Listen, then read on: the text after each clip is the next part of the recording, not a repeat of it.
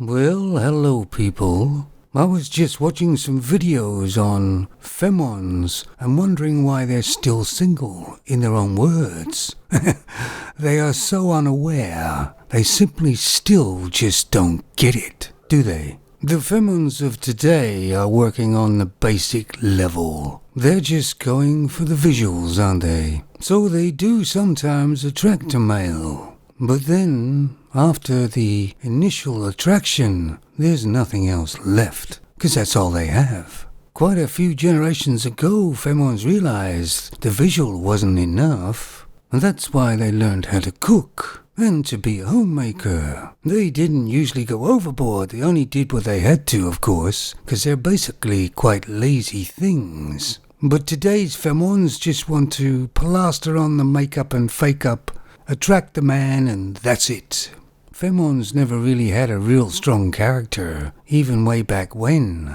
But today's femons have no character at all. They're purely just visual things, and are offering nothing else. And they're offering maybe sex occasionally while she looks in the mirror herself. Femons have always been problematic. There's always been dramas. But the men of years ago tolerated it, because they actually cared for the femon, and the femons paid them back by stabbing them in the back, by divorce raping them, or stop them seeing their own children, or just cheating on them. And although a man is a patient thing, even he has had enough now. And with all the proof everywhere about what real femon nature is, men aren't going to go willingly into any relationship or marriage. The older generation have some excuse. They didn't know the nature of the femon. They only found that out later, when it was too late. If femons don't kind of up their game and offer the man something,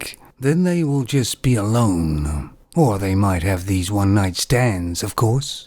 And if she's good at it, maybe 2 nights. But most young men nowadays don't need a femon for cooking, for washing, for tidying up the place, because they do all that themselves now. And femons don't understand that the biggest turn-off for a man is a femon acting masculine. Feminism was supposed to be the best thing that ever happened to femons.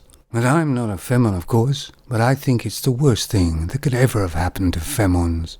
You see, you screw with nature, and nature will win every time. But I don't feel sorry for any femon at all, because they did it all to themselves. Just answer me this question, will you, gentlemen? Who has more power? A strong, entitled, aggressive femon that is slightly overweight, maybe a tat or two, with bucket loads of makeup on, or a slim, feminine female with no tats, even no makeup?